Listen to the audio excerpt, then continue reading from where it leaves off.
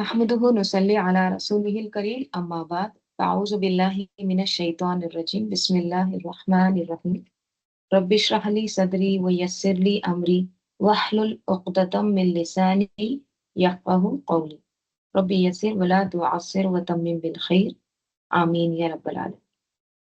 آیت نمبر 13 سورہ قیامہ ہم نے شروع کیے ہیں. ٹھیک ہے، سٹارٹنگ میں اللہ تعالیٰ قسم کھاتے ہیں یوم القیامہ کی اور نفس لوامہ کی. نفس لوامہ کیا ہوتا ہے؟ ایسا نفس جو ملامت کرتا ہے، کچھ گناہ ہو جائے تو اپنی جو پچھتاوا ہوتا ہے، ریگریٹ ہوتا ہے، یہ نفس لوامہ. گلٹ جس کو کہتے ہیں نا، وہ ہوتا ہے نفس لوامہ. نفس لوامہ اصل میں اچھا ہوتا ہے کیونکہ نفس لوامہ ہی ابھارتا ہے توبہ کی طرف. ٹھیک ہے، جب انسان کو ریگریٹ ہوتا ہے، جب اس کو پچھتاوا ہوتا ہے تو پھر وہ کیا کرتا ہے؟ توبہ کی طرف جاتا ہے. ٹھیک ہے، تو توبہ کیا ہوتا ہے؟ توبہ کے معنی کیا ہوتے ہیں؟ تابہ یتوب، پلٹنا. کس کی طرف؟ اللہ کی طرف پلٹنا. ٹھیک ہے، تو نفس لوامہ پش کرتا ہے اللہ کی طرف پلٹنے کو. اور اللہ کی طرف پلٹنا کیا ہوتا ہے؟ اللہ کی طرف ہم ایک بار پلٹیں گے، جو آخری پلٹنا ہوگا، اور وہ کیا ہے؟ قیامہ. تو آپ دیکھیے دونوں چیزیں ایک ساتھ اللہ تعالیٰ نے رکھ دی. یوم القیامہ، نفس اللوامہ. نفس اللوامہ دنیا کے لیے، انسان دنیا میں نفس اللوامہ تو اللہ تعالیٰ نے فٹ کر دی ہے. ٹھیک ہے، وہ گھنٹی جب بجتی ہے تو انسان توبہ کی طرف آتا ہے. توبہ کی وجہ سے کیا ہوتا ہے؟ پھر یوم القیامہ میں کھڑا ہو سکتا ہے. حساب دینا ہوتا ہے نا اللہ تعالیٰ کے سامنے، تو جب توبہ کرے گا خلوص دل سے تو پھر اس کا حساب بھی آسان ہوگا. تو اللہ تعالیٰ یہ دونوں چیزوں کو گواہ بنا کر اس کی قسم کھا رہے.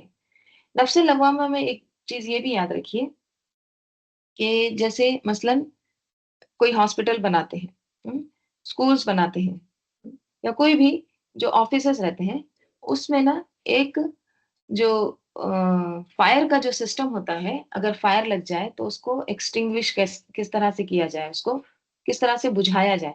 تو فائر کا پورا انتظام وہ کیا کرتے ہیں؟ ہر فلور پہ رکھتے ہیں. ٹھیک ہے، اگر خدا نخواستہ کچھ فائر ہو جائے، آگ لگ جائے، تو اس کو بجھانا کس طرح سے. ٹھیک ہے، اب اگر کہیں پر کچھ اسموک ہوتا ہے، بلڈنگ میں کہیں کوئی دھواں یا اسموک نظر آتا، تو وہ جو فائر کا جو سسٹم ہے اس میں الارم بجتا ہے، گھنٹی بجتی ہے. رائٹ، تو وہ گھنٹی کیا ہے؟ گھنٹی نفس لوامہ ہے کہ نکلو، خالی کرو، بلڈنگ خالی کرو. دیکھیے سب سے پہلے تو وہ جو بلڈنگ ہے، چلیے اسکول مان لیجیے. ٹھیک ہے، اسکول میں وہ فائر الارم کیوں لگاتے ہیں؟ سب سے پہلے تو اسکول کا پرپس کیا ہے؟ اچھی نیت ہے. ٹھیک ہے، اچھی چیزوں کے لیے بنایا گیا ہے. ٹھیک ہے، وہاں پہ تعلیم دی جائے، اچھا فیوچر ہو بچوں کا، اس لیے وہ اسکول بنایا گیا. ہماری بھی جو باڈی ہے نا، فطرت پر پیدا کی گئی، اس میں اللہ تعالیٰ نے اچھی اچھی چیزیں ڈال دی. ٹھیک ہے، ہماری جو روح ہے وہ کیا ہے؟ اس کو اللہ تعالیٰ نے اوپر سے بنایا ہے. رائٹ، آسمان سے روح آئی، تو یہ فطرت پر ہے ہر چیز ہماری.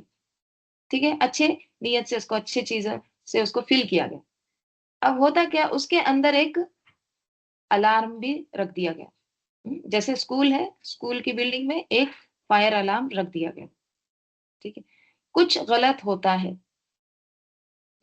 جیسے بلڈنگ میں کچھ دھواں آتا ہے، ہماری باڈی میں کچھ غلط سگنل جاتا ہے، غلط چیز ہوتی ہے، گناہ کی طرف انسان جاتا ہے، کچھ بھی ہوتا ہے غلط، تو وہ جو گھنٹی ہے وہ بجتی ہے. بالکل اسی طرح جس طرح وہ بلڈنگ میں فائر الارم کیا ہوتا ہے؟ بجتا ہے. اب کیا ہونا چاہیے پھر؟ اگر فائر الارم ہو رہا ہے تو بیٹھے رہیں اسی بلڈنگ میں؟ کیا کریں؟ پریکاشنز لینا پڑے گا، باہر نکلنا پڑے گا، ویکیٹ کرنا پڑے گا. تو اسی طرح جس طرح اللہ تعالیٰ نے ایک گھنٹی ہمارے اندر بٹھائی ہے، ایک الارم رکھا ہے، تو وہ بھی بار بار سگنل دیتا کہ تم غلط کر رہے ہیں. ہم قرآن پڑھتے ہیں، کبھی ایسا موقع آتا کہ قرآن کو چھوڑ دیتے ہیں، ایک لمبا گیپ ہو جاتا، سگنل آتا نہیں نہیں نہیں تم غلط کر رہے، تم غافل ہو جا رہے، تم نے قرآن کو چھوڑ دیے، تم اللہ کے ذکر سے غفلت برت رہے. یہ سگنل کیا ہے؟ نفس لوامہ، یہ الارم ہے. یہ اللہ کا بہت بڑا شکر ہے، یہ نعمت ہے جو اللہ نے نفس لوامہ ہمارے اندر رکھا، رائٹ؟ اب نفس لوامہ کیا کرتا ہے پھر؟ توبہ کی طرف لے جاتا ہے، ٹھیک ہے؟ انسان پھر پلٹتا ہے، تابا یتوب اللہ کی طرف رجوع کرتا ہے، رائٹ؟ تو یہ تمام چیزیں ہم نے کل دیکھے ہیں۔ آگے اللہ تعالیٰ فرما رہے ہیں آیت نمبر 13 میں، یونبأ الانسان، یونبأ آگاہ کر دیا جائے، الانسان انسان، یومئذ اس دن، بما ساتھ اس کے جو، قدمہ اس نے آگے بھیجا، وأخر اور پیچھے چھوڑا۔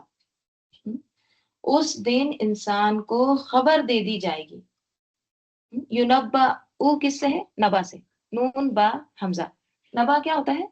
نبا ہوتا ہے بریکنگ نیوز، جیسے ٹی وی پہ آتا ہے نا بریکنگ نیوز، بڑے الفاظ میں لکھا ہوتا ہے، رائٹ؟ بار بار ایسے پاپ اپ کرتا ہے، تو بریکنگ نیوز۔ لیکن نبا وہ بریکنگ نیوز ہوتی ہے جو ایک تو اہم، دوسری سچی، حق۔ تو نبا میں دو چیزیں آتی ہیں، امپورٹنٹ بھی ہے اور سچ بھی ہے، اہم بھی ہے، سچ بھی ہے، حق بھی ہے، ٹھیک ہے؟ تو اللہ تعالیٰ یہاں پر کہہ رہے ہیں کہ اس دن انسان کو خبر دے دی جائے گی۔ کیا خبر دے دی جائے گی؟ کہ اس نے بیما قدم و اخرا، اس نے کیا آگے بھیجا اور کیا پیچھے چھوڑا۔ کیا آگے بھیجے ہیں؟ اب دیکھیے، میں یہاں پر بیٹھی ہوں، ہم سب یہاں پر بیٹھے ہیں، ٹھیک ہے؟ ابھی آپ کا یہ جو ٹائم ہے نا، رائٹ ناؤ 6:13، 6:12 جو پیچھے گزرا، یہ سب چلا گیا، اللہ تعالیٰ کے پاس چلا گیا۔ 6:12 کو، 11 کو، 10 کو آپ کیا کر رہے تھے، یہ سب اللہ کے پاس چلا گیا، ٹھیک ہے؟ تو کیا تم نے قدمہ آگے بھیجا، اور وہ اخرا اور کیا آپ نے پیچھے چھوڑا ہے؟ اس کے بہت سارے معنی لیے گئے ہیں، جیسے کہ اللہ تعالیٰ سورہ کہف میں کیا فرماتے ہیں، لا یغادر صغیرۃ ولا کبیرۃ الا احصاها ووجدوا ما عملوا حاضرا، رائٹ؟ ولا یظلم ربک احدا۔ کیا کہے گا انسان؟ یا ویلتنا ما لہذا الکتاب، ہائے ہماری شامت، یہ رجسٹر عجیب ہے ایک دم، یہ کیا چیز ہے جس نے نہ کوئی چھوٹا گناہ نوٹ کرنے سے چھوڑا، نہ ہی کوئی بڑا گناہ، اور جو کچھ انہوں نے کیا وہ سب کچھ وہ موجود پائیں گے، اور تیرا رب کسی پر ظلم کرنے والا نہیں ہے، right؟ تو وہاں پر ان کو اپنے تمام اعمال جو انہوں نے کیے ہیں وہ اس کو حاضر پائیں گے، ٹھیک ہے؟ تو جب انسان اپنے رب کے سامنے کھڑا ہوگا، اس کا نامہ اعمال اسے دیا جائے گا، اور اسے بتا دیا جائے گا کہ وہ کون سے اعمال ہیں جو اس نے اپنی زندگی میں، دنیا میں کیے ہیں، right؟ جو اس نے آگے بھیجے، ٹھیک ہے؟ تو کیا ہے؟ جیسے آتا ہے نا قرآن میں سورہ حشر میں، کیا آتا ہے؟ وَلْتَنظُرْ نَفْسٌ مَا قَدَّمَتْ لِغَدٍ، اور انسان کو چاہیے کہ وہ دیکھے اس نے کیا بھیجا ہے کل کے لیے۔ تو ہم سب کو یہ دیکھنا چاہیے کہ ہم آگے کیا بھیج رہے ہیں اور کیسی نیتوں کا بھیج رہے ہیں۔ دیکھیے، جہاں جانا ہوتا ہے تو وہاں کی تیاری ہم پہلے سے کرتے ہیں یا نہیں کرتے ہیں؟ آپ کو جہاں جانا ہے، مثلاً آپ کو آپ کی بیٹی کے گھر جانا ہے 1 مہینے کے لیے، آپ کچھ تیاری کے ساتھ جاتے ہیں یا ایسے ہی چلے جاتے ہیں؟ کچھ لے کے جاتے ہیں، right؟ کچھ آگے بھیجتے ہیں، مطلب وہ تیاری ہوتی ہے، ٹھیک ہے؟ تو جانے سے پہلے انسان کچھ بھیجتا ہے آگے، اور وہ جو بھیجا گیا ہے نا، وہ پھر انسان کو بتا دیا جائے گا کہ یہ ہے تمہارے اعمال جو تم نے مرنے سے پہلے خود کیے ہیں، تم نے خود آگے بھیجے یہ اعمال، اور یہ جو ہے نا یہ اعمال، یہ تم نے پیچھے چھوڑ کے آئے ہیں، بیما قدمہ و اخرا، بیما قدمہ تم نے جو آگے بھیجے ہیں اللہ تعالیٰ کے پاس ریکارڈ ہو گئے، لیکن وہ اخرا کیا ہے؟ جو تم پیچھے چھوڑ کے آئے۔ پیچھے چھوڑ کے آئے کون سے اعمال ہوتے ہیں؟ صدقہ جاریہ، کچھ ایسے پروجیکٹس ہیں جو انسان دنیا میں ادھورے چھوڑ کر آیا ہے، right? کچھ ایسے کام اس نے کیے جس کے ذریعے لوگ فائدہ اٹھا رہے ہیں. تو کیا سمجھ میں آتا ہے؟ انسان کا جو نامہ اعمال ہے اس میں دو چیزیں شامل ہیں، بیما قدمہ و اخرا. وہ اعمال جو اس نے خود کیے ہیں، آگے بھیج دیے ہیں، قدمہ، اور وہ اعمال جو اس کے بعد دوسروں نے کیے لیکن ذریعہ وہ بنا، وہ اخرا، پیچھے چھوڑا ہے. ٹھیک ہے، ما قدمہ اور ما اخرا. ٹھیک ہے، تو آگے بھیجنے کا سمجھ گیا. ہم؟ وہ عمل جو ہم خود کرتے ہیں آگے جا رہے ہیں. پیچھے چھوڑنے کا کیا ہے؟ پیچھے چھوڑنے کا مطلب دیکھیے ایک حدیث سے بہت اچھے سے واضح ہو جاتا ہے. رسول صلی اللہ علیہ وسلم نے فرمایا جس شخص نے اسلام میں کوئی اچھا طریقہ جاری کیا اس کے لیے اس کا اپنا ثواب بھی ہے اور ان لوگوں کا ثواب بھی جو اس کے بعد اس پر عمل کریں. ٹھیک ہے، بغیر اس کے کہ ان کے ثواب میں کوئی کمی ہو. ان کے ثواب میں کوئی کمی نہیں ہوگی. ٹھیک؟ کوئی اچھا کام کیے اور وہ لوگوں کے لیے بھی کیا ہو گیا؟ ثواب جاریہ، صدقہ جاریہ ہو گیا. وہ بھی اس کو کر رہے ہیں، وہ بھی اس پر عمل کر رہے ہیں. اور جس نے اسلام میں کوئی برا طریقہ جاری کیا تو اس پر اس کا اپنا گناہ بھی ہے اور ان لوگوں کا گناہ بھی جو اس کے بعد اس پر عمل کریں، بغیر اس کے کہ ان کے گناہوں میں کوئی کمی ہوگی.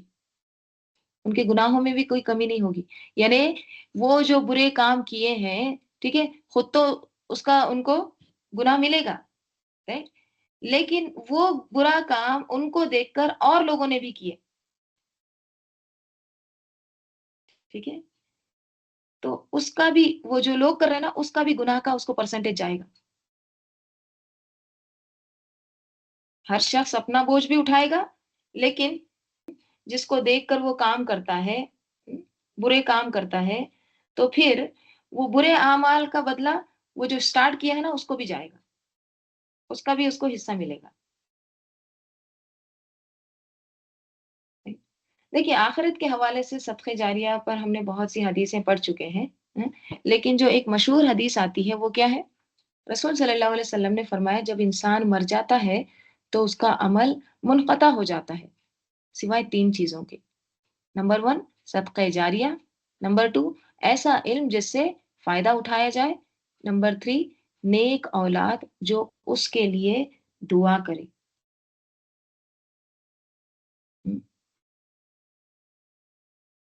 اب سوال کیا پیدا ہوتا ہے کہ انسان اپنے پیچھے کیا چھوڑ کر جاتا ہے؟ علم چھوڑ کے جاتا ہے، مال چھوڑ کے جاتا ہے، اپنی اولاد چھوڑتا ہے. تو یہی ما اخرا ہے جو انسان پیچھے چھوڑ کر جاتا ہے. اگر اچھا چھوڑا تو اچھا ہے، اگر برا چھوڑا تو پھر برائی ہے. اگر انسان اپنے مال کو اچھے کاموں میں لگا کر دنیا سے جائے تو اس کے لیے پھر وہ کیا ہوتا ہے؟ بعد میں بھی اس کو اس کا فائدہ ملتا ہے، اس کو صدقہ جاریہ ہوتا ہے، وہ اس کے لیے اس کا پروفٹ اس کو مسلسل ملتا رہتا ہے. اگر نیک اولاد چھوڑ کر جائے تو نیک اولاد کیا کرتی ہے؟ دعائیں کرتی ہیں، تو اس کی نیکیوں میں اضافہ ہوتا ہے. رائٹ؟ اگر کسی کو کوئی علم دے کر جائے، علم دے کر جائے، وہ تو کیسا صدقہ جاریہ ہے؟ ہمیشہ چلتے رہتا.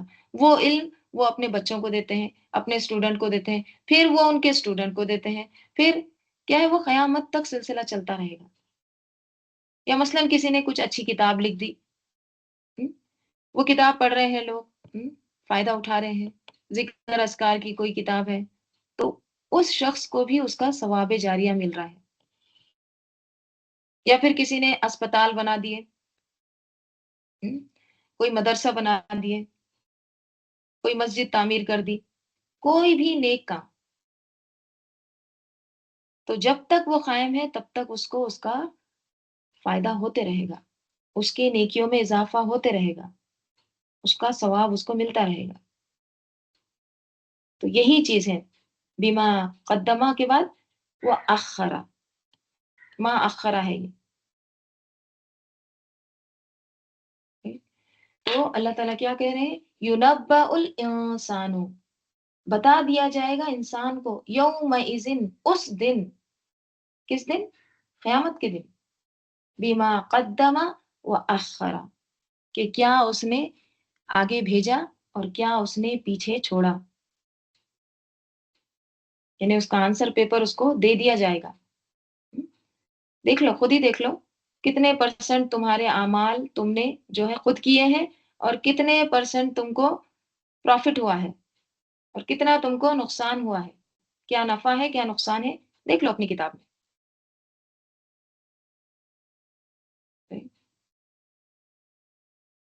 تو یہ ما اخرا جو ہے نا، یہ دراصل بونس ہے، انسان کو ملتا رہتا ہے، مرنے کے بعد بھی اس کے نیکیوں میں اضافہ ہوتا رہتا ہے، right؟ تو اگر کوئی نیکی جاری رہتی ہے دنیا میں جو اس نے کر کے گیا ہے، تو اس سے جتنے بھی لوگ فائدہ اٹھائیں گے تو اس کو ثواب جاریہ ملتا رہے گا، کنٹینیو رہے گا، right؟ تو دیکھیے ہمارے لیے کیا سبق ہے پھر؟ ایسے کاموں پر انسان کو حریص ہونا چاہیے، ایسے کاموں کا شوق ہونا چاہیے، فکر رہنی چاہیے نا، کہ یا اللہ ہم اس دنیا سے جانے کے بعد بھی ہم کو اس کا ثواب ملتا رہے، رائٹ؟ ہم جب اپنا نامہ اعمال کھولیں گے تو اس میں وہ نیکیاں ہم کو نظر آئے جو ہم نے کی نہیں، یہ کہاں سے آ گئی؟ یہ نہیں کیا تو ہم نے کچھ نہیں کی تھی، یہ اتنے سارے کہاں سے آ گئے؟ تو یہ وہ ہے جو تم پیچھے چھوڑ کر آئے تھے، ما اخرا، رائٹ؟ یہاں پر اس آیت کا نا ایک اور معنی بھی کیا گیا ہے، بیما قدمہ و اخرا کا۔ قدمہ، قدمہ یقدم تقدیم سے ہے، اور تقدیم کا مطلب ہوتا ہے پہلے کرنا، پہلے کرنا مطلب کوئی بھی کام میں جلدی، فرسٹ، سبقت لے جانا، ٹھیک ہے؟ تو انسان کو بتا دیا جائے گا کہ کون سے کام اس نے پہلے کیے اور کون سے کام اس نے مؤخر کیے۔ مؤخر کیا ہوتا ہے؟ پوسٹ پونڈ، ڈیلے، ٹالتا رہا، بعد میں کر لوں گا، بعد میں کر لوں گا، پھر کر لوں گا، کل سے کر لوں گا، پکا کل سے کر لوں گا، یہ کیا ہے؟ مؤخر۔ تو کون سے کام اس نے اول درجے میں پہلے کیے اور کون سے مؤخر کیے، انسان کو یہ بھی دکھا دیا جائے گا، کون سے کام اس نے اول وقت میں کیے ہیں اور کون سے تاخیر میں کیے ہیں، سب واضح کر دیا جائے گا۔ اب ذرا غور کریے، ساری نمازوں کو گن گن کر ہمیں بتا دیا جائے گا کہ دیکھو یہ تمہاری اتنی نمازیں ہیں، تم نے اتنے ہزار نمازیں پڑھی، اتنے ہزار نمازوں میں سے اتنی نمازیں تم نے وقت پر ادا کی، اور اتنی نمازیں تم نے تاخیر سے ادا کی، ڈیلے کی۔ سوچیے اب کتنی نمازیں ہوں گی ہماری اول وقت میں،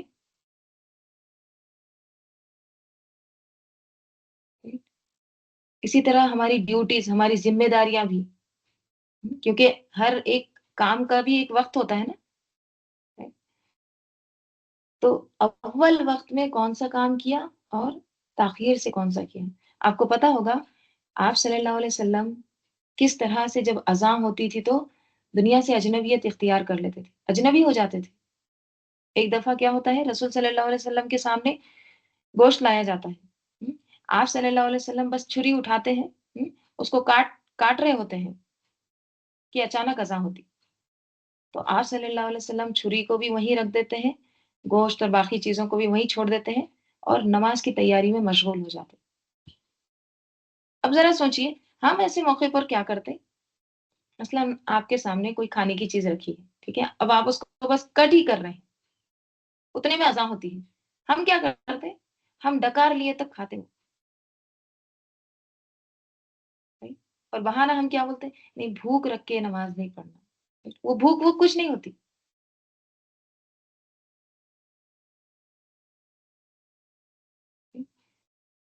تاخیر کر کے نماز پڑھتے ہیں۔ اور آپ کو پتا ہوگا کچھ نمازیں تو ایسی ہوتی ہیں جن میں ذرا بھی تاخیر نہیں کی جا سکتی، جیسے مغرب کی نماز ہے،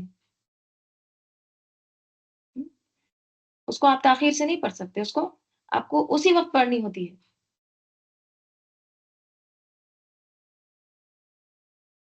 رائٹ؟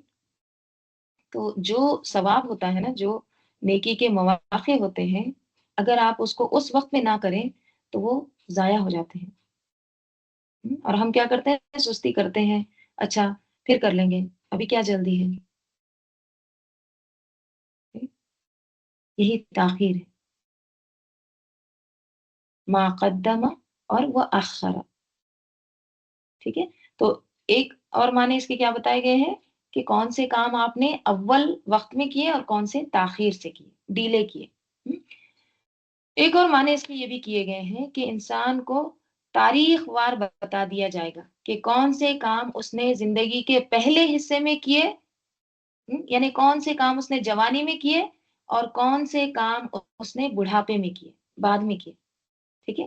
جوانی، بڑھاپا، پہلے، بعد میں، ٹھیک ہے؟ یعنی کون سے کام کو اس نے پرائرٹی دی، کون سے اس کے کام نمبر 1 پر تھے، کون سے نمبر 2 پر تھے، ٹھیک ہے؟ تو ہم سب کو اپنے ترجیحات دیکھنا چاہیے کہ کن چیزوں کو ہم آگے رکھتے ہیں، سامنے رکھتے ہیں، نمبر 1 رکھتے ہیں، اور کن چیزوں کو ہم لیٹر کرتے ہیں، نمبر 2 رکھتے ہیں۔ دن کا جو ہمارا پورا دن کا پرائم ٹائم کس کام میں گزرتا ہے اور باقی وقت کہاں خرچ ہوتا ہے؟ تو تقدیم اور تاخیر دراصل کیا ہے؟ پرائرٹی، ترجیحات، کہ ہم کس چیز کو یا کس کام کو پہلے کرتے ہیں اور کس کام کو ہم بعد میں کرتے ہیں۔ مثلاً دیکھیے دن بھر میں ہم کو کئی کام کرنے ہوتے ہیں، رائٹ؟ کئی بار ہم سوچتے ہیں کہ ہم پہلے اس کو کر لیں گے، پھر بعد میں وہ کر لیں گے، رائٹ؟ جیسے نماز کا وقت ہوتا بھی ہے تو ہم کیا کرتے ہیں؟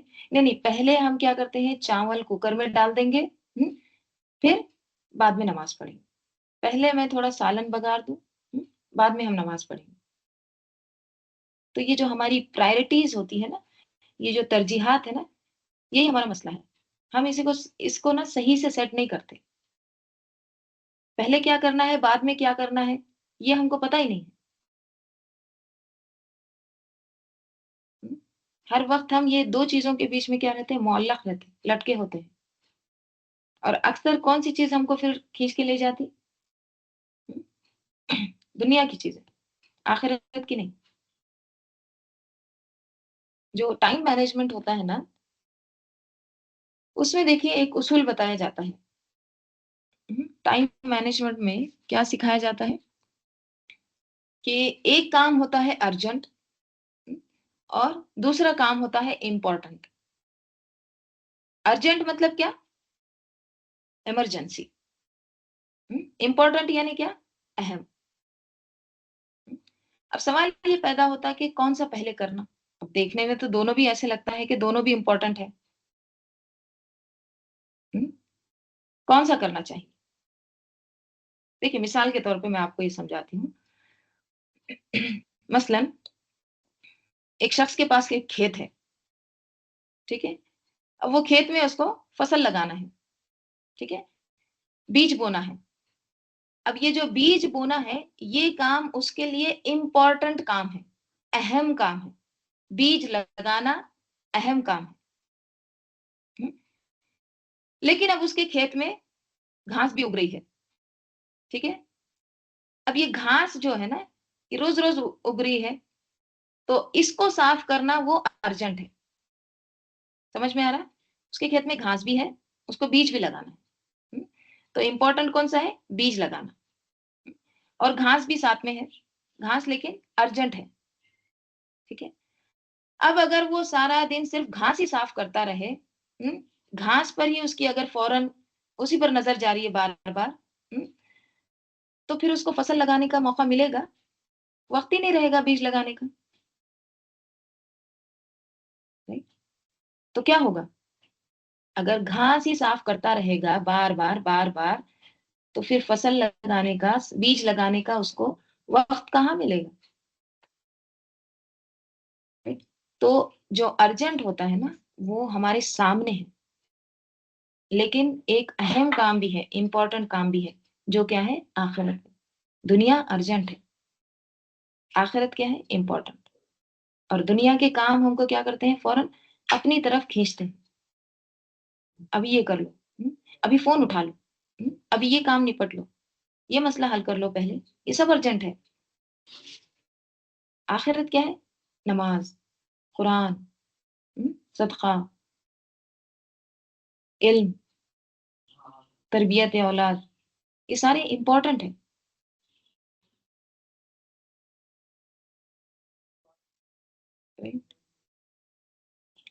جیسے جوانی میں کیا کرتے ہیں؟ ہم؟ جوانی کا وقت جو ہوتا ہے مکمل طاقت، ذہن بھی فریش رہتا ہے، تو کیا کرتے ہیں؟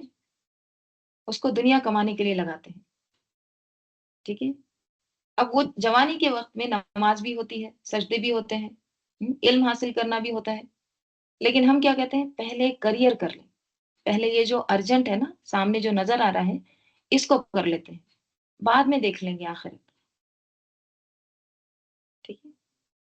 جب بڑھاپا آئے گا نا، جب گھٹنے جواب دے دیں گے، کمر جھک جائے گی، یادداشت جب کمزور ہو جائے گی، تب ہم جا کے عبادت کر لیں گے۔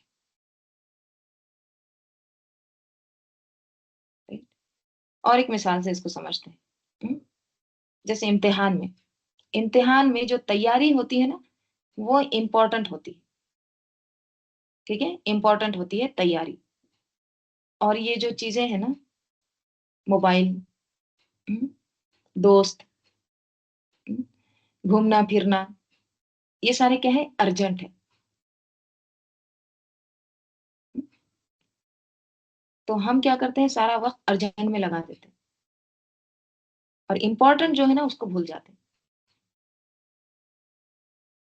right؟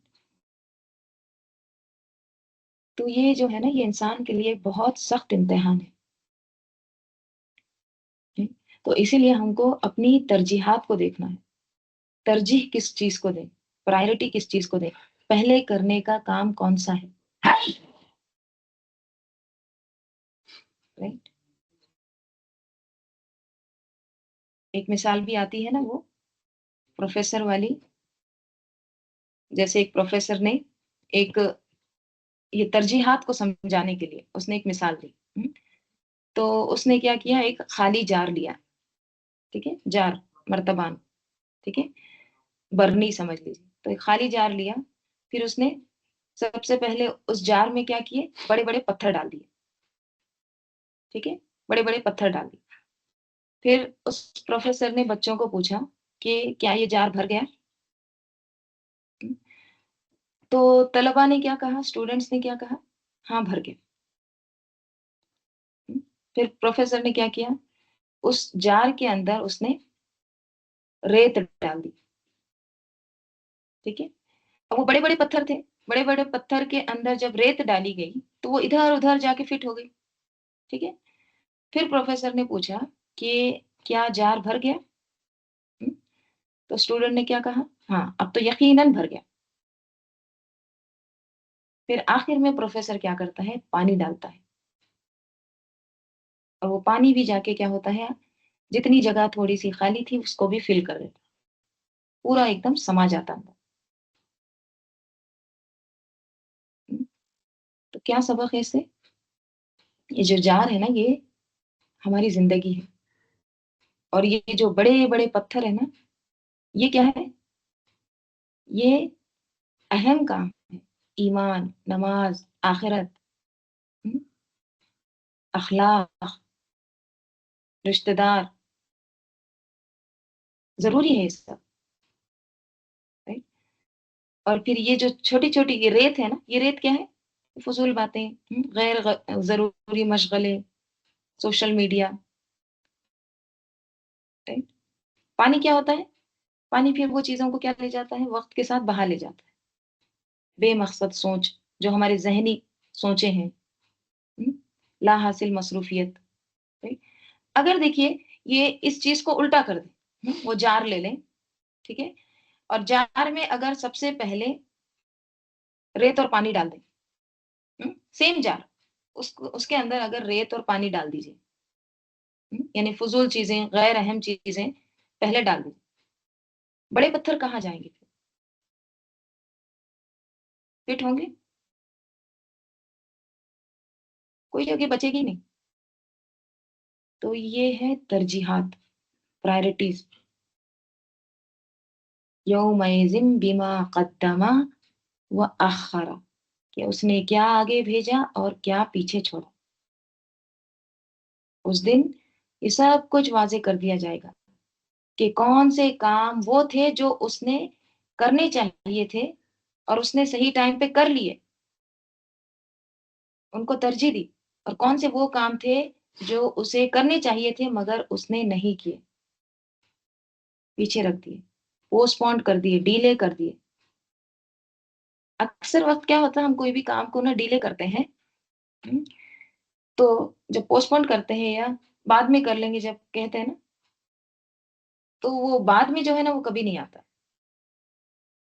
ہم، اکثر ہوتا ہے نا ایسے، ہم کہتے ہیں کہ نہیں اس کو ہم بعد میں کر لیں گے، ڈیلے کرتے ہیں نا، وہ ڈیلے کا جو کام ہوتا ہے نا وہ ہوتا ہی نہیں، ڈیلے ہی رہ جاتا۔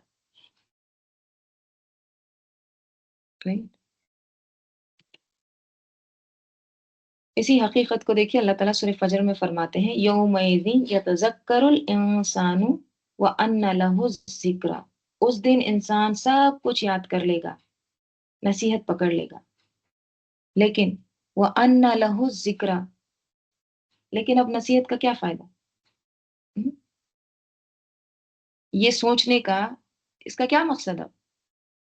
یقول یا لیتنی قدمت لحیاتی، اے کاش میں نے اپنی زندگی کے لیے کچھ آگے بھیج دیا ہوتا۔ یہ نصیحت حاصل کرنا کچھ فائدہ دے گا قیامت کے دن ایسے کہہ کے؟ وَأَنَّ لَهُ الذِّكْرَىٰ، کوئی فائدہ نہیں۔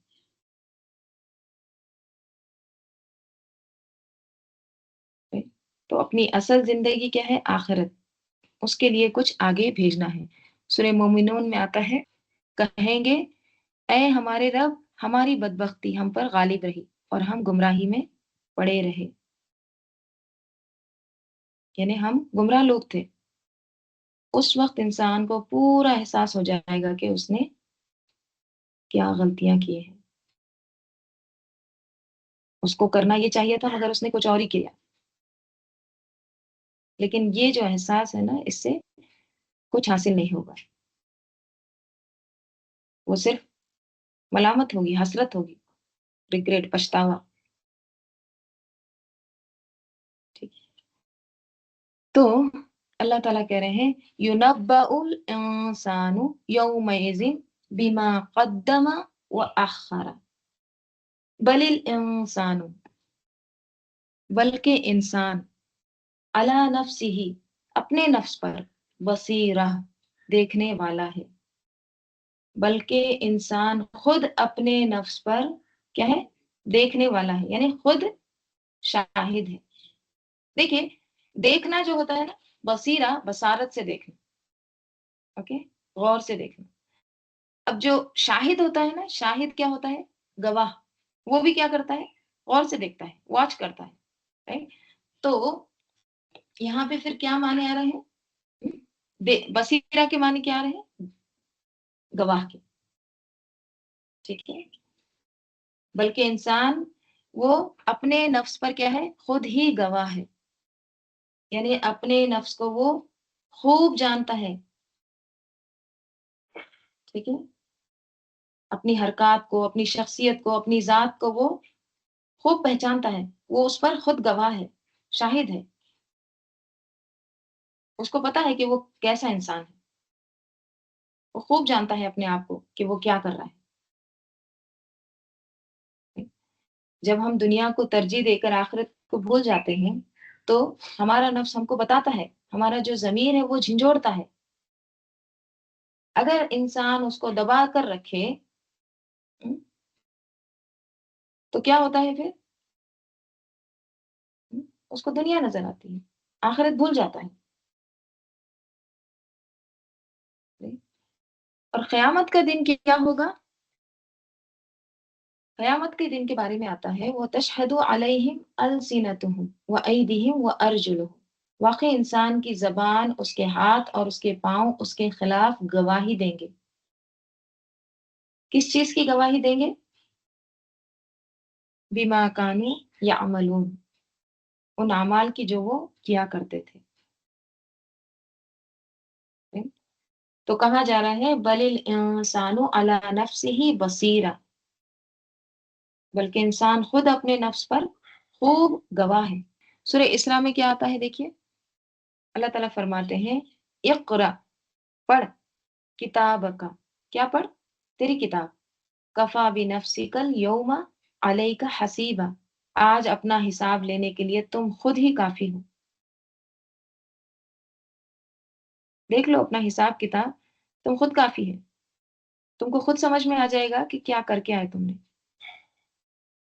کیونکہ تم اپنے آپ کو خوب اچھی طرح سے جانتے ہو، خوب پہچانتے تم اپنے نفس کو۔ ولو القا معاذیرہ، ولو اور اگرچہ القا ڈالے، معاذیرہ اپنی معذرتیں، اگرچہ وہ اپنی کتنی بھی معذرتیں پیش کرے۔ معذرتیں کیا ہوتا ہے؟ ایکسکیوزز، کتنے بھی بہانے کرے۔ انسان کو سب پتا ہوتا ہے کہ وہ کیا کر رہا ہے، انسان کو اپنی غلطیاں خود معلوم ہوتی ہیں، کیونکہ انسان اپنے آپ کو اندر سے خوب جانتا ہے نا کہ وہ کیا ہے، کس طرح کا انسان ہے، right؟ تو کیا کہا جا رہا ہے، ان دونوں آیت کو سامنے رکھیں گے، ٹھیک ہے، لا ہے درمیان میں، بلکہ انسان خود اپنے نفس پر خوب شاہد ہے، یعنی خوب جانتا ہے اپنے آپ کو، اگرچہ وہ اپنی کتنی ہی معذرتیں پیش کرے، خواہ وہ کتنی بھی بہانے پیش کرے، وہ اپنے آپ کو اچھی طرح سے جانتا ہے۔ معاذرہ جو ہے یہ معذرت کی جمع ہے، اور معذرت کس کو کہتے ہیں؟ معذرت ایسی بات کو کہتے ہیں جس سے قصور پر گرفت نہ ہو، یعنی ایسی بات کہنا کہ جو قصور، جو غلطی کیے ہیں اس پر پکڑ نہ ہو، یعنی کہ بہانہ، ایکسکیوز، ٹھیک ہے۔ تو معذرت کی جمع معاذرہ، یہ ایک معنی ہے۔ دوسرا ایک معنی آتے ہیں معاذرہ معذار کی جمع ہے، اور معذار کا مطلب ہوتا ہے پردہ، ٹھیک ہے۔ تو یہاں پہ معاذرہ پردے، یعنی انسان اپنے آپ کو خوب جانتا ہے، خواہ وہ اپنے اوپر کتنے ہی پردے ڈال دے، اپنی غلطیوں پر وہ کیا کرتا ہے، کتنے بھی پردے ڈال دے، لیکن وہ اپنے آپ کو جانتا ہے، خود کو کور کرتا ہے نا، میں نے یہ کام اس لیے نہیں کیا، ہاں میرا مطلب یہ نہیں تھا، میرا مقصد یہ نہیں تھا، میں یہ نہیں چاہتا تھا، لیکن اس کو نا اس کے اندر کا پتا ہوتا ہے کہ وہ کیا چیز ہے، وہ کیوں کر رہا ہے، وہ کیا چاہتا ہے۔ ولو القا معاذرہ،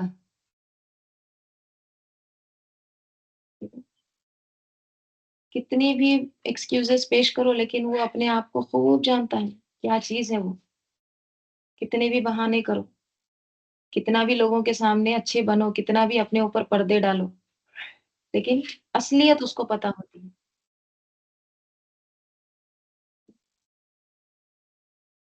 دیکھیے دنیا میں اگر انسان نہ بھی سمجھے نا تو آخرت میں تو پتا چل جائے گا، قیامت کے دن کیا ہوگا،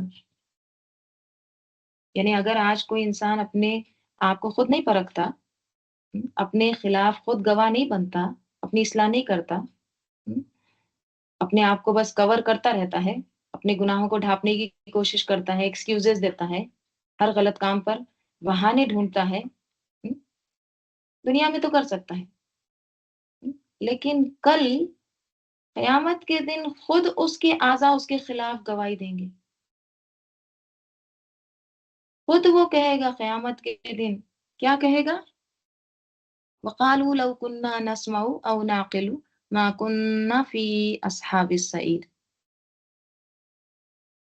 کاش ہم سنتے، عقل رکھتے، تو آج ہم دوزخ والوں میں سے نہ ہوتے۔ کل کرے گا اپنے گناہوں کا اعتراف۔ تو کیا کہا جائے گا؟ فَاعْتَرَفُوا بِذَنبِهِمْ فَسُحْقًا لِأَصْحَابِ السَّعِيرِ۔ وہ اپنے گناہوں کا اعتراف کریں گے، لیکن فَسُحْقًا أَصْحَابِ السَّعِيرِ، بس ہلاکت ہو جہنم والوں کے لیے۔ صحیح؟ تو ایسے اعتراف کا کیا حاصل پھر؟ اپنے گناہ کو ماننا، اس کا اس دن کیا فائدہ؟ تو یہی کہا جا رہا ہے بل الانسان علی نفسہ بصیرہ، انسان خوب جانتا ہے اپنے آپ کو،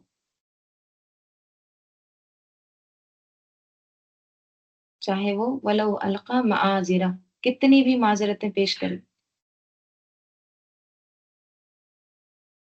معذرتیں ویسے بھی کسی کو فائدہ نہیں دیتی۔ سورہ غافر میں کیا آتا ہے؟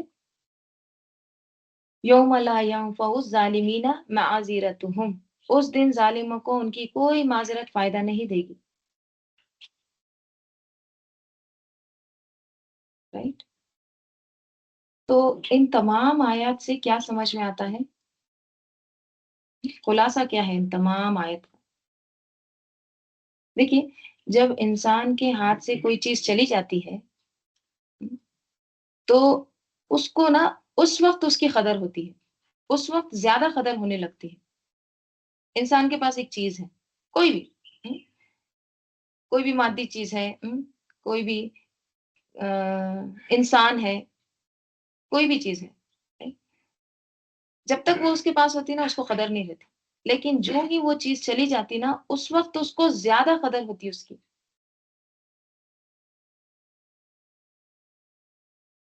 جب تک ہوتی تو پرواہ نہیں کرتا، لیکن جب چلی جاتی تو پھر اس کو اس کی حقیقت پتہ چلتی ہے۔ رائٹ؟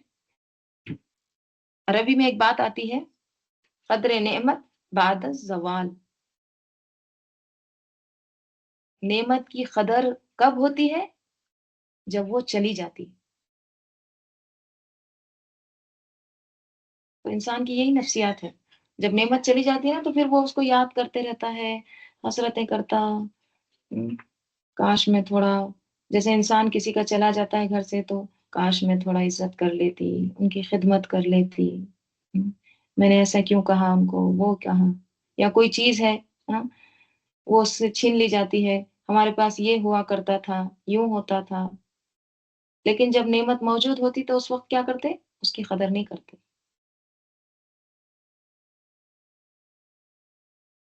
ہوتا ہے نا یہ؟ تو انسان جو ہے نا یہ اپنے آپ سے چھپ نہیں سکتا، کیونکہ انسان اپنے آپ کو خوب جانتا ہے، بل الانسان علی نفسہ بصیرہ، وہ خوب جانتا ہے کہ وہ کیا ہے، چاہے وہ دوسروں کو کچھ اور بن کر بتائے، لیکن اس کی جو اصل حقیقت ہے وہ اس کو معلوم ہوتی ہے، کتنا بھی اپنے آپ کو پریٹینڈ کرے دوسروں کے سامنے، لیکن اصل میں کیا ہے وہ اسی کو پتا ہے۔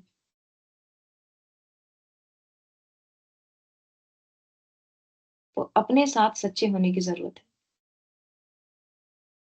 جب اندر سے وہ جو نفس لوامہ ہے، وہ جو ضمیر ہے، جب وہ جھنجھوڑ رہا ہے تو اس وقت اس سگنل کو سمجھو، اپنے ساتھ سچے ہو، کیونکہ دیکھیے جب تک انسان خود کو خود نہیں دیکھتا، ہم، جب تک انسان اپنے آپ کو نہیں پرکھتا، اپنا جائزہ نہیں لیتا، اپنا حساب نہیں کرتا نا، اس وقت تک انسان جو ہے اپنے ساتھ انصاف نہیں کر سکتا۔ خود کو خود کا ہی محاسبہ کرنا ہوتا ہے، کوئی دوسرا آپ کا محاسبہ نہیں کر سکتا، آپ کو اپنا خود جائزہ لینا ہے، خود حساب کرنا ہے۔ جب ہم قرآن پڑھتے ہیں تو ہماری جو ترجیحات ہوتی ہیں وہ بدلتی رہتی ہیں، ہوتا ہے نا ایسا؟ ہم پہلے کوئی دوسری چیزوں کو ہم پہلے ترجیح دیتے تھے، لیکن جب ہم قرآن پڑھتے ہیں تو ہم ہماری جو پرائرٹیز ہیں وہ چینج ہوتی ہیں۔ لیکن زندگی میں نا پھسلن بہت ہے، ماحول بھی بہت شدید ہے۔ اب دیکھیے مثلاً ہم اگر زندگی میں مشکلات ہے، پریشانیاں ہیں، پھسلن ہے، تو ہم کیا کرتے ہیں؟ چھوڑ دو اس کو، ٹھیک ہے، نہیں ہوتا، بہت برداشت کر لیا۔ لیکن ہم دیکھیے اپنے جیسے روزمرہ کی زندگی، جیسے موسم تبدیل ہوتے ہیں، جب گرمی آتی ہے آپ کو گرمی لگتی ہے، سردی آتی ہے تو آپ کو سردی لگتی ہے، تو آپ یہ گرمی سردی کے لیے کچھ نہ کچھ کوشش کرتے ہیں نا۔ مثلاً گرمی آتی ہے تو اپنی خوراک چینج کرتے ہیں، right؟ ٹھنڈے چیزیں کھانے کی کوشش کرتے ہیں۔ سردی آتی ہے تو آپ گرم کپڑے نکالتے ہیں، right؟ تو اپنے لباس کا، اپنے گھر کا، ہر چیز کا خیال رکھتے ہیں۔ کیوں؟ تاکہ موسم کی شدت سے متاثر نہ ہو۔ آپ یہ نہیں کہتے کہ پچھلے سال میں نے سویٹر پہن لیے تھے تو بس اب یہ سال ضرورت نہیں ہے، پچھلے سال کا ہی کافی ہے، یہ سال ضرورت نہیں ہے۔ نہیں، ہر بار جب بھی موسم تبدیل ہوتا آپ اس کو نکالتے ہیں، پہنتے ہیں۔ اسی طرح گرمی جب ہوتی ہے تو آپ اس کے مطابق اپنے آپ کو ویسے ڈریسز پہنتے ہیں، تیار کرتے ہیں۔ بالکل اسی طرح نا جب تک آپ قرآن پڑھتے رہیں گے، قرآن سے تعلق رہے گا آپ کا، تو یہ جو احساسات ہیں نا یہ بھی زندہ رہیں گے۔ اگر آپ قرآن کو بند کر کے رکھ دیں، اس کے ساتھ تعلق ختم کر دیں گے، اور کہیں گے وہ پچھلے سال ہم نے تفسیر پڑھی تھی، ہاں، سب کچھ سمجھ میں آ گیا، ہم، اب ضرورت نہیں ہے وہ، ٹھیک ہے، وہ جو سویٹر کی، وہ لباس کی، تو پھر کیا ہوگا؟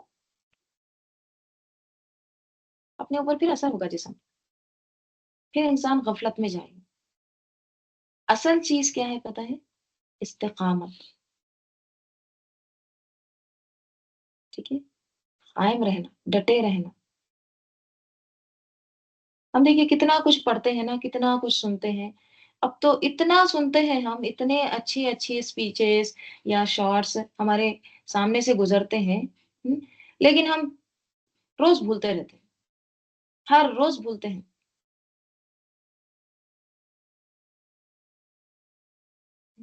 ہماری ترجیحات کو بھول جاتے ہیں، ہر روز ہم کنفیوز رہتے ہیں، پہلے کون سا کام کرنا پھر اس کے بعد کون سا کام کرنا، سوچتے سوچتے شام ہو جاتی، یا پھر یہ سوچنے میں غیر ضروری فالتو کے کاموں میں لگا دیتے اپنے آپ کو، تھکا دیتے، ہوتا ہے نا ایسے؟ تو استقامت ضروری ہے، رائٹ؟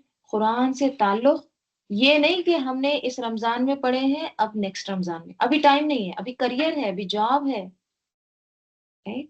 ابھی یہ پہلے پیسہ کما لو، گھر کما لو، right؟ ہم سمجھتے دنیا کا گھر ہی سب کچھ ہے،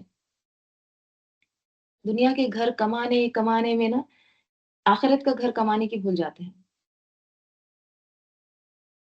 اس کی فکر نہیں کرتے، اور دنیا کے گھر جائیداد تو نا آج ہم دیکھتے ہیں کتنے سارے جھگڑے ہوتے ہیں پراپرٹی کو لے کے۔ میں یہ نہیں کہہ رہی کہ کمانا نہیں چاہیے، ٹھیک ہے، اعتدال ہونا چاہیے، صرف اسی میں نہیں لگ کر رہ جانا۔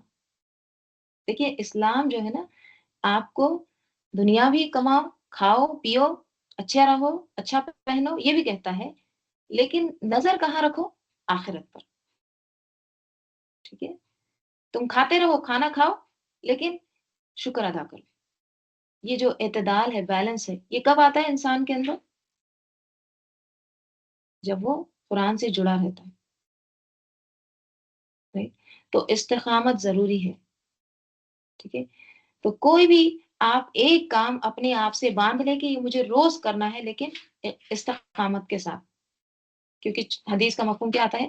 چھوٹا سا ہی کیوں نہ کام کرو تم، لیکن استقامت سے ڈیلی کرو، اس کو روزانہ کرو۔ تو روزانہ ہمارے معمول میں یہ چیز فٹ ہونا چاہیے کہ میں قرآن ضرور سنوں گی، ضرور اس کو پڑھوں گی، اس پر عمل کروں گی اور دوسروں کو بھی بتاؤں گی، رائٹ؟ انشاءاللہ اللہ تعالی ہم سب کو توفیق عطا فرمائے۔ چلیے آگے دیکھتے ہیں، اب وہی حاصل کرنے کی تعلیم دی جا رہی ہے، ٹھیک ہے، خاص خطاب آپ صلی اللہ علیہ وسلم سے ہے، لیکن ہمارے لیے بھی اسباق ہے۔ دیکھتے ہیں اللہ تعالیٰ فرما رہے ہیں لا تحرک، نہ آپ حرکت دیجئے، بھی ساتھ اس کے، ساتھ کس کے؟ قرآن کے، ٹھیک ہے؟ لسان کا، آپ کی زبان کو، اے نبی صلی اللہ علیہ وسلم، آپ اس قرآن کے ساتھ حرکت نہ دیں، لی تعجلا بھی، تاکہ آپ جلدی کریں ساتھ اس کے، یعنی آپ اس قرآن کو جلدی یاد کرنے کے لیے اپنی زبان کو حرکت نہ دیں، یہ کہا جاتا، ٹھیک ہے؟ دیکھیے اس کے پیچھے نا ایک بیک گراؤنڈ آتا ہے۔ ہم، اللہ تعالیٰ کی طرف سے اپنے رسول صلی اللہ علیہ وسلم کو فرشتے سے وہی حاصل کرنے کی جو کیفیت ہے اس کے بارے میں تعلیم دی جا رہی ہے۔ آپ صلی اللہ علیہ وسلم کوشش فرماتے تھے کہ جلدی سے وہی کو اخذ کر لیں، اور وہی کے پڑھنے میں فرشتے سے سبقت لے جانا، لیکن اللہ تعالیٰ نے آپ صلی اللہ علیہ وسلم کو حکم دیا کہ جب فرشتہ وہی لے کر آئے تو آپ اسے سنیں، اور اس بات کا اللہ تعالیٰ نے ذمہ لیا ہے کہ اس وحی کو آپ کے سینے میں محفوظ کر دے گا، ٹھیک ہے؟ مطلب اس کو آسان بنا دے گا آپ کے لیے، ٹھیک ہے؟ یہ اللہ تعالیٰ کا ذمہ۔ تو آپ کیا کریں؟ آپ اس کو پہلے سنیں، اس کے بعد کہیں، کیونکہ سیکھنے کے لیے نا خاموشی ضروری ہے، ٹھیک ہے؟ اگر آپ خاموشی سے اس کو سنیں گے تو پھر آپ صحیح طور پر اس کو اخذ کریں گے، رائٹ؟ تو اسی لیے یہاں پر یہ بات بتائی جا رہی ہے کہ دوران نزول رسول صلی اللہ علیہ وسلم جب جبرائیل علیہ السلام کے ساتھ وہی سنتے تو ایک فطری شوق تھا، اور یہ بھی ایک خوف تھا کہ کہیں میں بھول نہ جاؤں، رائٹ؟ تو آپ صلی اللہ علیہ وسلم کیا کرتے تھے؟ اپنے لبوں کو ہلاتے رہتے تھے، انہیں ساتھ ساتھ پڑھنے لگتے تھے، right؟ تو یہ کوئی غلطی نہیں تھی بلکہ سیکھنے کی شدید طلب تھی، لیکن اللہ تعالیٰ نے روک دیا، جیسے سورہ طٰہٰ میں بھی آتا ہے نا اسی طرح کا مضمون۔ اللہ تعالیٰ فرماتے ہیں وَلَا تَعْجَلْ بِالْقُرْآنِ مِن قَبْلِ أَن يُقْضَى إِلَيْكَ وَحْيُهُ، اور قرآن کے ساتھ جلدی نہ کرو اس سے پہلے کہ تمہاری طرف اس کی وحی پوری کر دی جائے، ٹھیک ہے؟ تو یہاں بھی کیا کہا جا رہا ہے؟ وَلَا تُحَرِّكْ بِهِ لِسَانَكَ لِتَعْجَلَ بِهِ، اے نبی صلی اللہ علیہ وسلم آپ اس قرآن کو جلدی یاد کرنے کے لیے اپنی زبان کو حرکت نہ دیں، ٹھیک ہے؟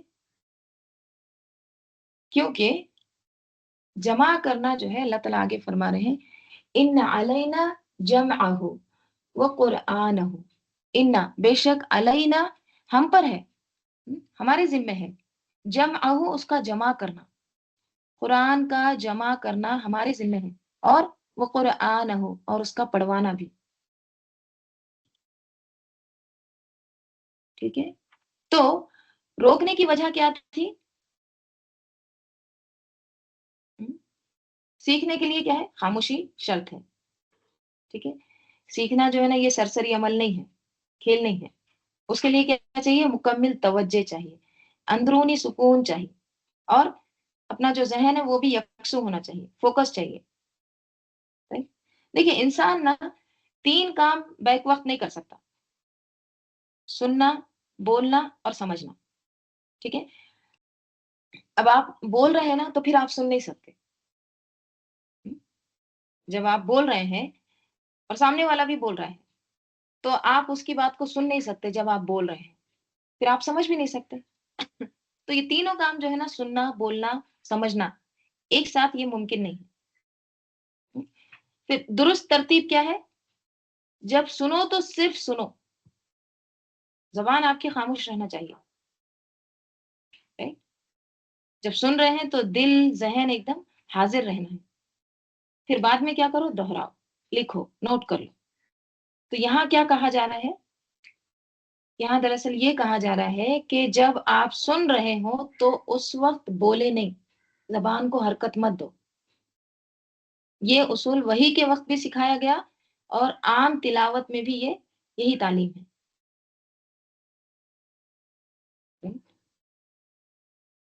بعض لوگ کیا کرتے ہیں، جب کوئی پڑھ رہا ہے ساتھ میں خود بھی شروع ہو جاتے ہیں، خود بھی بولنا شروع کرتے ہیں، اس کو نہیں سنتے ہیں، رائٹ؟ تو سننے کے ساتھ بولنا جو ہے نا، اس سے کیا ہوتا ہے؟ کچھ بھی نہیں لے سکتے آپ۔ وہ جو کہہ رہا ہے اس کو بھی نہیں سن پاتے، اور جو آپ بول رہے ہیں نا وہ بھی برابر سے سامنے والا نہیں سن سکتا۔ تو یہ ڈسٹریکشن ہے، توجہ ہٹ جاتی اس سے، ٹھیک ہے؟ تو زبان اور کان اگر ایک ساتھ استعمال ہو رہے ہیں تو نہ سننے کا حق ادا ہوتا ہے اور نہ بولنے کا، right؟ تو اسی لیے حکم دیا گیا لا تحرک به لسانک لتعجل به، یعنی آپ اس قرآن کے ساتھ اپنی زبان کو حرکت نہ دیں اسے جلدی حاصل کرنے کے لیے۔ اچھا، رسول صلی اللہ علیہ وسلم کو کیوں جلدی ہوتی تھی؟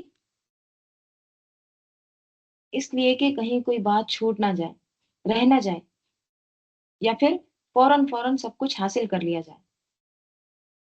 لیکن یہ جلدی جو ہے نا، یہ علم حاصل کرنے میں، اخذ علم میں رکاوٹ بن جاتی ہے۔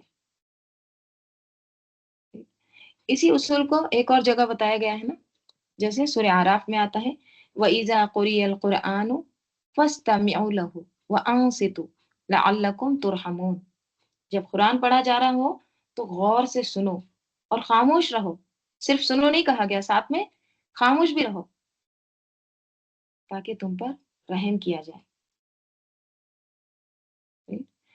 اور جہاں تک اس کو جمع کرنے کا، اخذ کرنے کا تعلق ہے تو اللہ تعالیٰ کیا فرما رہے ہیں؟ ان علینا جمعہ وقرآنہ، اس کو یاد کرا دینا اور اس کو پڑھوا دینا ہمارے ذمے ہے، یعنی اسے جمع کرنا، محفوظ کرنا، ہاں، دل میں بٹھانا، یہ ہماری ذمہ داری ہے، ہم پر ہے، ٹھیک ہے؟ تو اس کو جمع کرنا کہاں پر؟ سینے میں، پھر اس کا سکھانا، اس کا اتارنا، اس کو محفوظ کرنا، اس کو یاد کرا دینا، یہ سب ہمارا کام ہے۔ وہ قرآن اور اس کا پڑھنا، قرآن کیا ہے؟ یا پھر قرآن جو ہے مصدر ہے، اس کا پڑھنا یعنی اس کا قرات کرنا، تلاوت کرنا، تو آپ کی زبان پر ہم یہ جاری کر دیں، یہ ہماری ذمہ داری ہے، ٹھیک ہے؟ اللہ تعالیٰ سورہ ہجر میں کیا فرماتے ہیں؟ اِنَّا نَحْنُ نَزَّلْنَا الذِّكْرَ وَإِنَّا لَهُ لَحَافِظُونَ، یقیناً ہم نے ہی اس ذکر کو نازل کیا ہے اور یقیناً ہم ہی اس کی حفاظت کرنے والے ہیں۔ یعنی آپ جس وقت جس کام کے لیے ہوں وہی کام کیجئے، باقی ہمارے ذمے ہیں، ہم اسے آپ کے سینے میں محفوظ کریں گے، ہم ہی اسے آپ سے پڑھوائیں گے، آپ پڑھیں گے اور بھولیں گے نہیں آپ، جیسے اللہ تعالیٰ کیا فرماتے ہیں سورہ اعلیٰ میں سَنُقْرِئُكَ فَلَا تَنسَ إِلَّا مَا شَاءَ اللَّهُ، ان قریب ہم آپ کو پڑھوا دیں گے پھر آپ نہیں بھولیں گے مگر جو اللہ چاہے، ٹھیک ہے؟ تو کیا سمجھ میں آتا ہے ان دونوں آیات سے؟ اگرچہ یہ آیات نبی صلی اللہ علیہ وسلم سے متعلق ہے لیکن ہم سب کو بھی یہ اصول یاد رکھنا ہے، کیا؟ سیکھنے کا حق کس طرح سے ادا کیا جائے، ٹھیک ہے؟ تو سب سے پہلا کام کیا ہے؟ سیکھنا ہے، یہ صحیح سے ہو، آگے کتنا یاد رہتا ہے، کتنا ہمارے اندر جمع رہتا ہے اور ہم کتنا اس کو استعمال کر سکتے ہیں، یہ اللہ بہتر جانتا ہے۔ بعض اوقات کیا ہوتا ہے، انسان ایک چیز کو بہت رٹتا ہے، یاد کرتا ہے، لیکن وہ چیز سینے میں جمع نہیں ہوتی، پھر نکل جاتی، پھر بھول جاتا ہے انسان۔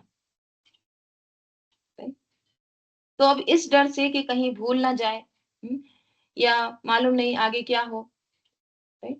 تو پینک نہیں ہونا ہے، گھبرانا نہیں ہے، جس وقت جو مل رہا ہے وہی کریں، اسی لمحے کو لیں، اسی موقع کو سمجھیں، اس موقع کو مت گوائیے، ٹھیک ہے؟ تو اصل چیز کیا ہے کہ موقع سے بھرپور فائدہ اٹھائے، یہی ترجیحات ہے نا، اسی کو کہتے ہیں نا پرائرٹیز، کہ کون سا کام کس وقت میں کرنا چاہیے۔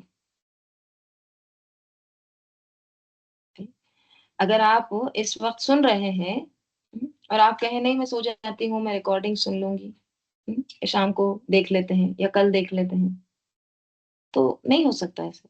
جو کام جس وقت ہونا ہے وہ اسی وقت ہوتا ہے. آپ اس کو کل پر نہیں ٹال سکتے، مؤخر نہیں کر سکتے. یہی ہے نا مؤخر، تاخیر. موقع تو گیا، ضائع ہو گیا. پھر وہ جو اثر ہے نا، جو امپیکٹ ہے، وہ دوبارہ پیدا نہیں ہو سکتا. تو قرآن یہاں پر ہم کو ایک ادب سکھا رہا ہے کہ قرآن کو تیز تیز نہیں پڑھنا چاہیے. صرف جلدی جلدی ختم کرنے کے لیے نہیں پڑھنا چاہیے. لِتَعْجَلَ بِهِ. ابھی ہم نے پڑھے نا، وَرَتِّلِ الْقُرْآنَ تَرْتِيلًا. قرآن کو ٹھہر ٹھہر کر آہستگی کے ساتھ پڑھو، اس کی ادائیگی واضح ہو، حروف کا حق ادا ہو، توجہ کے ساتھ. تو ابھی رمضان آ رہا ہے تو ہم نے یہ سب نے ایک انٹینشن کرنا ہے، نیت کرنا ہے کہ ہم قرآن کو صحیح ادا کرتے ہوئے ٹھہر ٹھہر کر پڑھیں گے. جلدی ختم کرنے کے لیے ہم کو کسی کمپٹیشن میں نہیں جانا ہے. تمہارے کتنے قرآن ختم ہوئے؟ تمہارے 3 ہوئے، میرے 4 ہوئے، میرے 5 ہوئے. نہیں.